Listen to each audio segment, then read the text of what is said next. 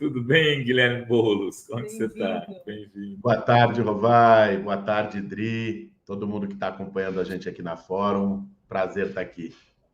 Por elegância, você, hein? Eu aqui devia ter vindo, me preparado para essa entrevista. Bicho, eu estou aqui no meu gabinete e esse é são ossos do ofício, né, Rovai?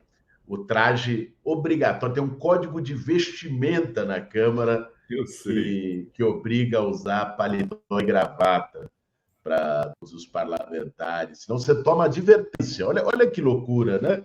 Quer dizer, o Aquele que bolsonarista foi de pode. pijama não tomou, né? Pois é. Não, o outro bolsonarista que usa peruca na tribuna para fazer transfobia, isso não é infringir o código de costumes da Câmara. Agora, não usar a gravata, enfim. Boulos, quero começar pelo esse vídeo que você viu aí, né? Mas não pegando só a questão do Kim. Participação do Stedley na CPI ontem, né? Qual a tua avaliação? A gente pôs vários vídeos aqui. Eu já te adianto, eu achei que foi uma aula, assim. Eu sei que o Stedley é bom, mas não imaginava que ele ia se sentir tão à vontade ali, porque não é um lugar tranquilo para estar, né, Boulos? Não, com certeza. Assim, nós temos que começar pela completa falta de sentido e de objeto dessa CPI do MST. Uma CPI ela tem que se formar obrigatoriamente por um fato determinado. Você precisa ter um fato determinado. Então, não existe CPI da corrupção. Você pode fazer uma CPI do caso das joias do Bolsonaro, como, por exemplo, nós estamos defendendo. Não existe CPI da desigualdade social. Não existe isso. Então, não existe uma CPI do MST. Né? Então, já houve, no princípio, na formação da CPI, uma subversão de sentido do que é uma CPI. E os bolsonaristas e parte da bancada ruralista se aproveitaram de que, naquele momento, o governo estava tendo muita dificuldade para organizar a sua base aqui na Câmara e conquistaram uma maioria na CPI para usar ela, tanto para atacar o movimento social, criminalizar o movimento social, como para constranger o governo.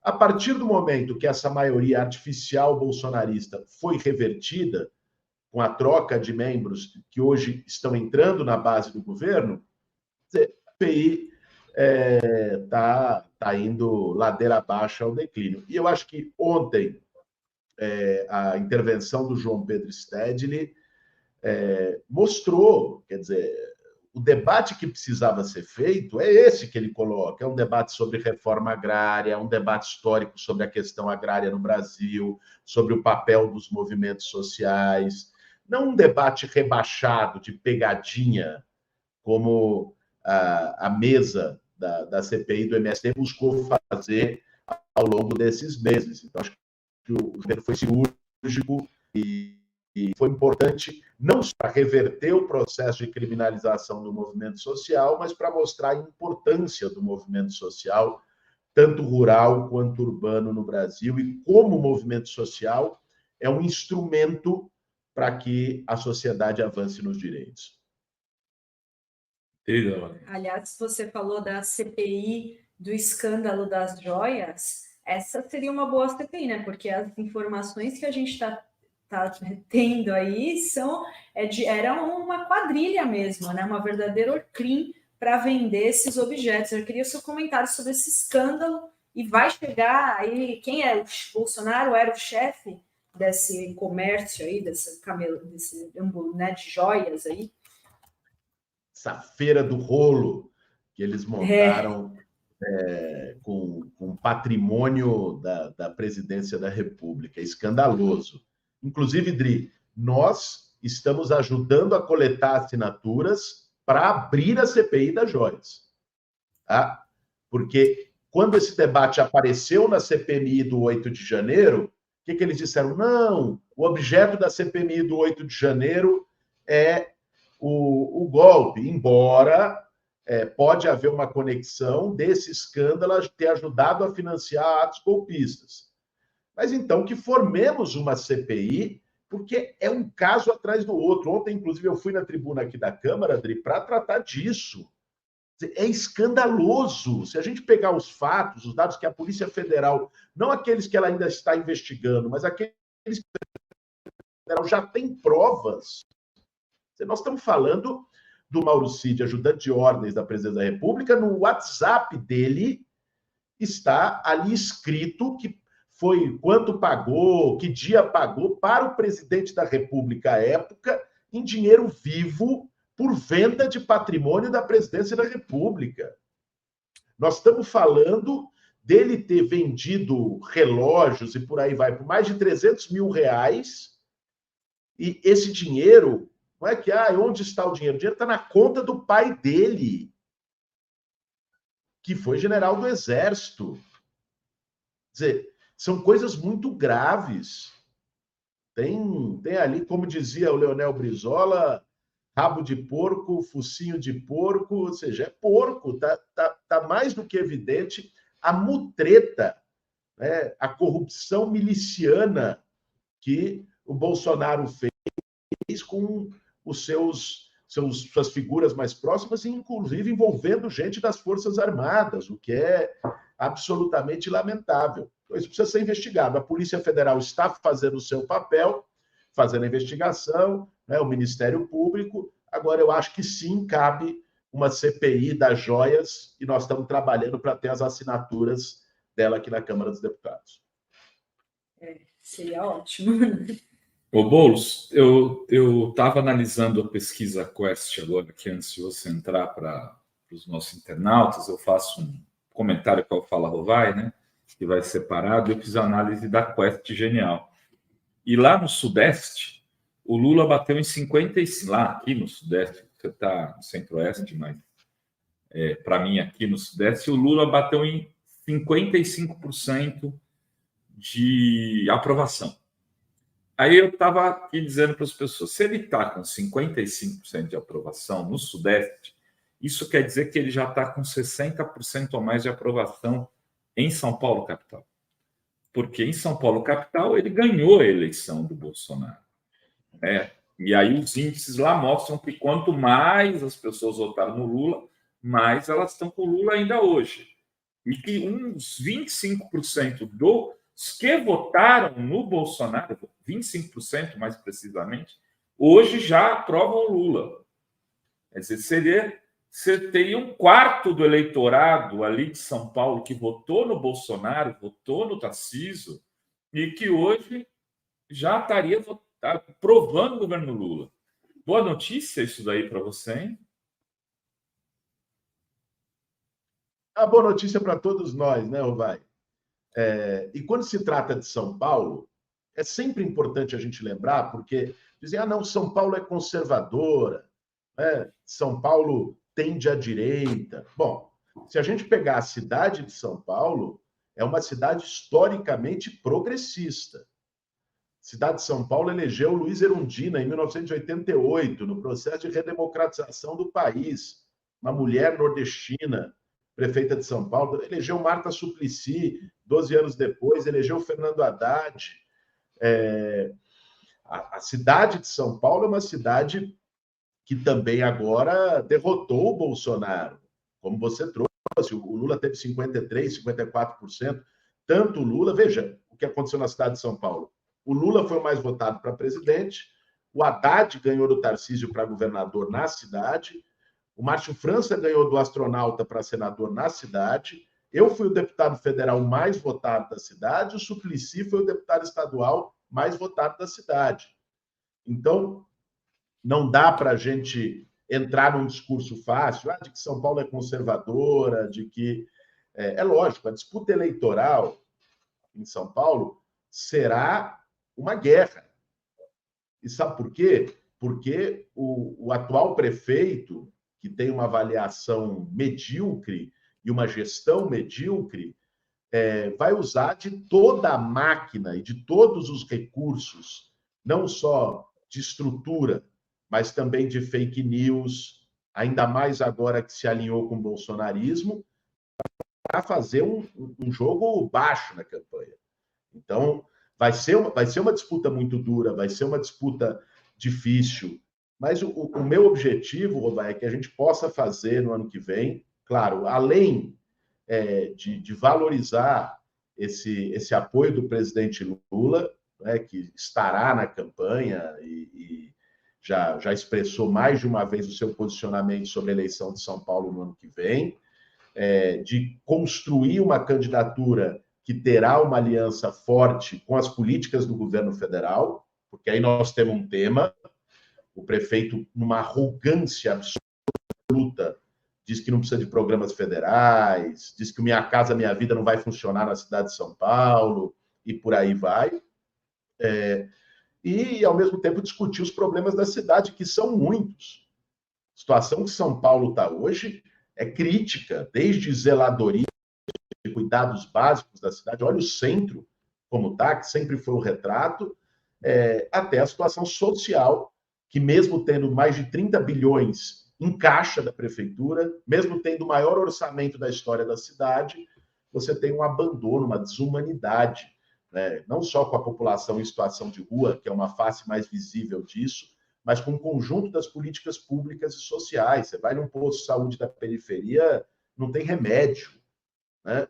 É um descaso completo com os serviços mais básicos da gestão municipal. Eu quero fazer esse debate no ano que vem. Tem uma pergunta aqui que acho que eu já tinha separado também para fazer para o Boulos, que é a questão da Cracolândia, né? A Lady Bird manda aqui um superchat. Futuro prefeito, já está otimista. Qual a solução para a Cracolândia? Nosso Comitê Popular do Morro do Querosene vai fazer campanha para você. Orgulho do meu voto. Obrigada aí, a Lady Bird. E a Cracolândia, Boulos? Vamos lá. Primeiro também agradecer a Lady Bird e estamos junto e agradecer toda a turma do Comitê Popular do Morro do Querosene. Veja, em primeiro lugar, para a gente não entrar na vala comum dos discursos demagógicos, Dri, a Cracolândia é um problema complexo, certo? A Cracolândia não se resolve com palavra de ordem. Eu me lembro quando o Dória ganhou para a prefeitura em 2016, ele falou, vou acabar com a Cracolândia em um mês. Né? Falou que ia acabar com a Cracolândia em um mês. Passaram-se 8 anos e a Cracolândia só se expandiu e enfim, pulverizou. Hoje de manhã teve uma outra operação que a Cracolândia novamente se espalhou. Essa suposta solução de resolver com tropa de choque e bomba, por mais que ela possa, num primeiro momento, até ganhar um apoio das pessoas que estão saturadas com aquela situação do centro, de insegurança e tudo mais, ela não resolveu, não funcionou. Objetivamente, ela só piorou o problema. Basta perguntar para um comerciante da região ali da Luz, chamada Cracolândia, que está fechando as portas, né? Basta perguntar para os moradores daquela região que não conseguem sair do portão da sua casa com o celular na mão. Ou seja, o caminho que tem sido utilizado nas últimas gestões não funcionou. Essa é a primeira constatação. O que fazer? Eu acredito que a solução para a Cracolândia, Adri, ela passa por 3 medidas fundamentais. Primeira, naturalmente, existe um problema de segurança pública que está relacionado ao tráfico de drogas. Quer dizer, o crack não nasce num jardim da Estação da Luz, ele é levado para lá. Então, você precisa ter uma política de investigação que cabe à Polícia Civil. E, lógico, tem uma atuação da Prefeitura com a Guarda Municipal, que, aliás, é totalmente subdimensionada em São Paulo. A Guarda Municipal de São Paulo tem um efetivo menor que a do Rio de Janeiro, que tem metade da população de São Paulo, mas tem uma atuação que precisa ser feita em sintonia e, sobretudo, com protagonismo do governo do Estado, que é quem tem autoridade sobre as polícias e, particularmente, sobre a Polícia Civil, que tem objetivo investigativo. Segundo ponto, Ali é um tema de saúde mental. Agora, você achar que uma pessoa que está viciada no crack, ela vai procurar um CAPS, ela vai procurar um atendimento, é uma ilusão. O caminho tem que ser inverso, você tem que fazer busca ativa. O que nós defendemos é que tenha CAPS móvel naquela região.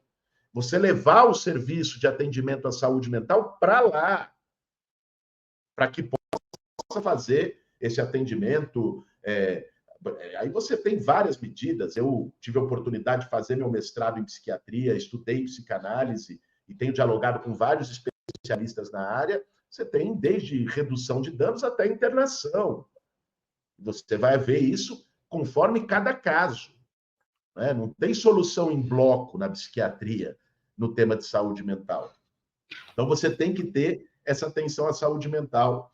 E o terceiro e último ponto é uma intervenção social na região.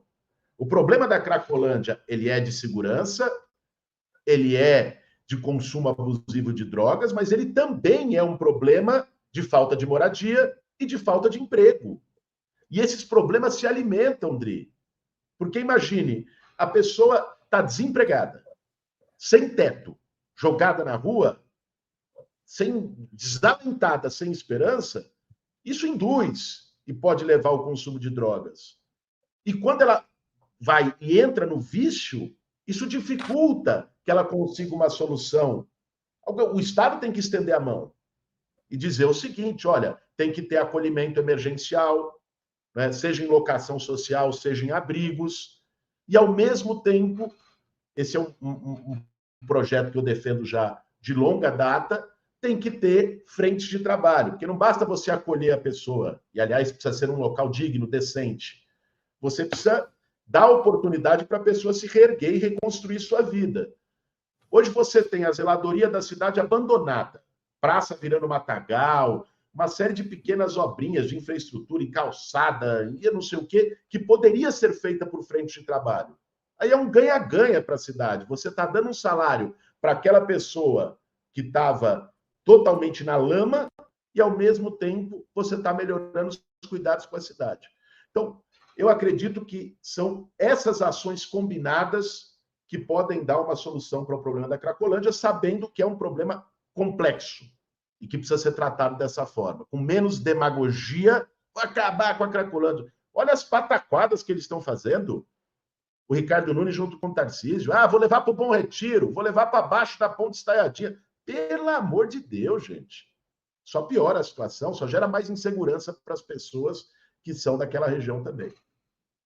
O Boulos, tem você sabe, nós moramos em Santos atualmente, né? Então, as idas a São Paulo, nós não estamos vivendo São Paulo intensamente. Eventualmente, tenho ido a São Paulo, e o que sempre me assusta muito é a quantidade de moradores de rua, ou moradores na rua, também, né? E em situação de rua. E muitas crianças andando, perambulando, crianças cada vez com idades menores, que há um tempo atrás você vê crianças de 10, 11, 12. Hoje você tem crianças de 5, 4, 3 anos já caminhando e pedindo, por exemplo, em lugares como a Paulista. Né? Eu sei que uma das áreas tuas aí, né, tua principal área, a área de tua origem, é a habitação. Né? E eu queria saber como você pensa essas duas coisas. Uma que é a habitação popular, né? E a outra que é essa de conseguir, de alguma maneira, fazer com que essa situação, se não vier a ser extinta, porque a gente sabe que não é assim, né, diminua muito. São Paulo tem projeto para isso, na questão dos moradores em situação de rua que estão fora do crack, que é outra coisa. Vai, eu tive a oportunidade aqui, como deputado federal, de participar de duas iniciativas importantes nesse ano. Primeira, eu fui vice-presidente da comissão mista da MP do Minha Casa Minha Vida, e apresentamos várias emendas para o texto. Uma delas é a inclusão de população em situação de rua entre os grupos prioritários para ser atendido por Minha Casa Minha Vida. Outra delas é que o Minha Casa Minha Vida possa também ajudar a financiar a requalificação de imóveis abandonados no centro das cidades. Essas coisas estão interligadas. Você pega o nível de abandono que a gente tem hoje, por exemplo, no centro de São Paulo e no centro de várias outras capitais brasileiras, inclusive de Santos. Inclusive de Santos. Quando eu estive aí, vi o centro histórico antigo da cidade, também no nível de abandono, só porta fechada, as coisas largadas. Você ter uma linha de financiamento federal para ter a reforma, a requalificação, o retrofit desses imóveis para habitação de interesse social. E não só para habitação de interesse social, tá? Vale dizer que os centros, uma revitalização real de centro, ela envolve usos mistos. Uso comercial, uso cultural, de lazer, habitação social, habitação para classe média. Ou seja, essa diversidade de convivência que os centros das cidades têm. A outra iniciativa que nós estamos agora construindo, junto com o ministro Silvio Almeida, eu fui nomeado coordenador de uma mesa de trabalho sobre população em situação de rua, para ajudar, contribuir com o processo da construção de política federal para a população em situação de rua. Porque é um tema, que em São Paulo é gritante, nós temos a maior população em situação de rua da história da cidade, mas que também no Brasil tem crescido muito. E a solução para a população em situação de rua, ela tem etapas, certo? Lógico, você precisa de uma solução emergencial. E, lamentavelmente, a cidade de São Paulo, que é a mais rica do Brasil e com a maior população em situação de rua do Brasil, 53 mil pessoas morando nas ruas, de 200 e tantas mil no Brasil, né? Ou seja, tem quase um quarto da população em situação de rua do país na cidade de São Paulo, não tem feito a lição de casa. Tem 53 mil pessoas na rua e tem 20 mil vagas em abrigos emergenciais da prefeitura. Ou seja, é muito pouco. E ainda mais quando se considera uma prefeitura com caixa cheio. Agora, essa solução emergencial, ela não basta. Esses abrigos têm que ser melhorados, têm que ter melhor qualidade, têm que ser humanizados, tem que ter acompanhamento de assistente social, de psicólogo. Você tem uma incidência forte de problemas psíquicos e mentais na população em situação de rua, pela situação de degradação social. Agora, você tem que ter uma política de moradia definitiva, que é o que se discute no mundo todo, com moradia primeiro e por aí vai. Você tem que ter uma construção habitacional que priorize, como nós queremos que seja e será o novo Minha Casa Minha Vida, aquelas pessoas que estão mais vulneráveis em situação de rua. Seja, né, no sentido tradicional que os condomínios, os conjuntos que Minha Casa Minha Vida já faz, seja, inclusive, em sistema de mutirão, com as pessoas construindo as suas próprias casas e o governo entrando com terreno, entrando com material de construção, com assessoria técnica. Ou seja, existem várias alternativas que não têm sido exploradas de forma devida, não só em São Paulo, mas em várias cidades do país. Eu queria perguntar sobre os projetos que você já aprovou aí em 6 meses de mandato. Você já superou os 27 anos de Bolsonaro na Câmara. O Boulos já aprovou 2 projetos em 6 meses. Queria que você falasse sobre eles, inclusive um agora sobre os consignados, né? Tem que ser autorizado isso para a população, né? Mas que, né, muito importante, né? Que fica nas mãos dos bancos aí. Então, Boulos, 2 projetos já aí em primeiro semestre de mandato. Legal, Dri, não, legal você trazer esse tema. Porque, assim, eu fiz uma escolha no início do meu mandato, que foi fazer um mandato para ter um resultado prático mais efetivo. Porque você pode fazer um mandato, eu respeito também quem faz essa escolha, mas muitos esperavam que eu fizesse um mandato só de enfrentamento, de briga, né? E nós fizemos também as brigas necessárias aqui nas comissões, em vários momentos. Mas eu optei, por exemplo, por não entrar em nenhuma das CPIs, né? E optei por fazer um mandato que tivesse resultados práticos do ponto de vista da produção legislativa. Então, eu estou em 6 comissões da Câmara, inclusive na Comissão Mista do Orçamento, na Comissão de Constituição e Justiça, que é a principal da Casa. Sou vice-presidente da Comissão de Desenvolvimento Urbano, que tem uma relação com a minha área. Tive na MP do Minha Casa Minha Vida. Assumi mais de 25 relatorias de projetos em comissões e, com muita batalha, conseguimos aprovar esses 2 projetos. O primeiro deles foi um projeto que, para mim, é muito caro, que é o das cozinhas solidárias. Uma iniciativa que o movimento social, o MTST e depois outros movimentos fizeram no início da pandemia, de combate à fome, que foi estabelecer ali com doações, com crowdfunding, com vaquinha virtual, foi estabelecer cozinhas nas periferias, dentro das favelas, em regiões onde as pessoas estavam com a crise mais grave de fome, né, para distribuir refeições. E, ao mesmo tempo, gerar uma renda na comunidade, porque as cozinheiras são todas da comunidade e recebem, naturalmente, uma bolsa, um salário, para que possam estar na cozinha fazendo todos os dias a comida. Esse projeto produziu 2 milhões de refeições em 2 anos da Cozinha Solidária, sem recurso público, só com doações. E aí minha primeira iniciativa como parlamentar foi fazer um projeto de lei para transformar isso em política pública. E nós conseguimos aprovar esse projeto, foi sancionado pelo presidente Lula, e agora o Brasil tem um programa social de cozinhas solidárias, junto com o programa de aquisição de alimentos, que, como não tinha orçamento, já foi aprovado no ano passado, não tem orçamento para esse ano, mas ele vai se iniciar no ano que vem, esse programa, para fazer, espero eu, já centenas ou milhares de cozinhas pelo Brasil todo e ser um dos pilares da política de combate à fome do governo Lula.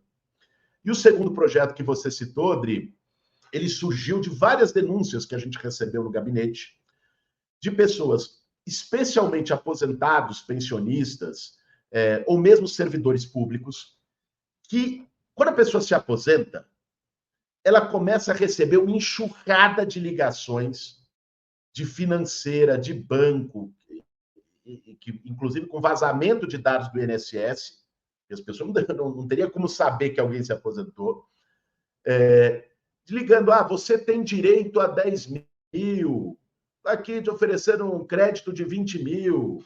Né? E, às vezes, as pessoas dão ok no telefone, e mesmo sem assinar nenhum tipo de contrato, a financeira, o banco, ia lá e depositava o dinheiro na conta da pessoa. A pessoa, muitas vezes desavisada, pegava, gastava alguma coisa e tal, e no mês seguinte vinha a prestação, com juros altíssimos, e é consignado. Ou seja, a pessoa não tem como não pagar, já retém na fonte.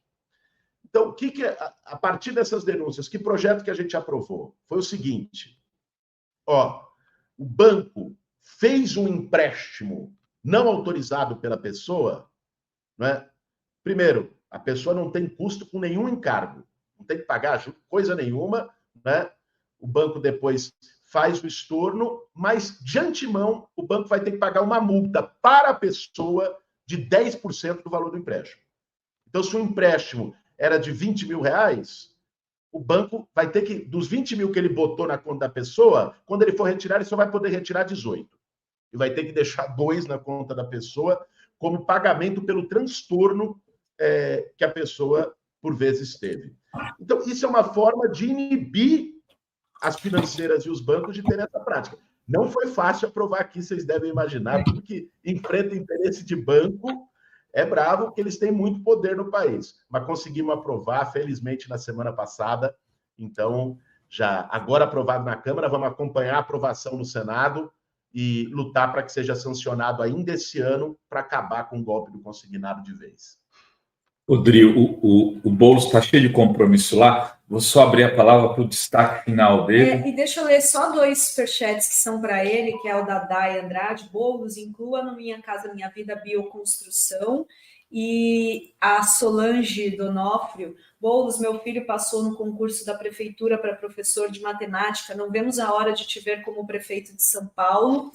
E tem aqui a Sibeli Simão, que leque de forças políticas Boulos já tem e como ampliar para ganhar a eleição em São Paulo, tendo Tarcínico como governador. Bom, primeiro agradecer a Solange, desejar muita força aí para o filho dela que passou no concurso. As duas questões. Primeiro, o Minha Casa Minha Vida também foi outra emenda que a gente conseguiu aprovar na lei, que é o subsídio verde. O que é o subsídio verde? Não somente para técnicas construtivas, mas, por exemplo, para energia solar, para água de reuso. Os empreendimentos que utilizarem técnicas sustentáveis, seja na construção, seja na geração de energia, podem receber um plus, ou seja, um valor a mais. Você tem um estímulo para a utilização dessas técnicas. Então, isso a gente já conseguiu aprovar, já é lei, e vamos brigar para que seja implementado. E a questão do Tarcísio, veja, todas as pesquisas têm mostrado, inclusive as pesquisas que a gente tem acesso na campanha e tudo mais, o principal cabo eleitoral em São Paulo se chama Luiz Inácio Lula da Silva. Não é o Tarcísio. O Bolsonaro, inclusive, aliás, o prefeito tem uma relação muito curiosa com o Bolsonaro. Então, ele quer o Bolsonaro, fica ali toda hora e tal, lambendo a bota do Bolsonaro para receber o apoio, mas, ao mesmo tempo, ele fica dizendo: eu não sou bolsonarista, não sei o quê e tal, porque sabe que a cidade de São Paulo não é bolsonarista. Então, e o governo do Tarcísio, vamos ser francos, não disse a que veio. Ao contrário, a única coisa, a marca do governo do Estado de São Paulo, com a força que tem o Estado, a marca dele é querer vender a Sabesp a qualquer custo. Não tem um programa, não tem uma iniciativa. Então, eu estou muito confiante num trabalho conjunto com o presidente Lula e num diálogo com todos os setores da cidade de São Paulo. Nós vamos dialogar com as periferias, com os movimentos sociais, com o movimento sindical, com setores aos quais, historicamente, eu sou ligado e tenho esse compromisso, mas vamos dialogar também com o centro expandido da cidade, vamos dialogar com a classe média da cidade, vamos dialogar com comerciantes, com empresários, com todas as associações da cidade de São Paulo e as representações das várias faces da cidade de São Paulo para construir um projeto que seja para todos e todas da nossa cidade. Boulos, estou me despedindo aqui de você, mas antes mandando um beijo do João Pedro das Mercês, o nosso desenhista autista, que diz que te ama muito. E a Débora Bianchini, grande João Pedro, diz que para vencer para prefeito de São Paulo tem que olhar mais para os evangélicos, sobretudo nas comunidades, ocupar este espaço. E ela diz aí já: Boulos, prefeito. Obrigada, Débora. Vai lá, Boulos, senão o Diego não me deixa mais falar contigo. Um beijo, meu irmão. Obrigada, Boulos. Valeu, Rovai. Valeu, Dri. Satisfação enorme sempre falar com vocês da Fórum. A correria é por causa da agenda aqui na Câmara, está tendo as comissões e tal. Dei um pulinho aqui no gabinete para a gente poder fazer essa entrevista, mas vou correr lá embaixo de novo. Valeu, viu? Vai lá, manda um abraço para o Diego. Boa tarde. Valeu.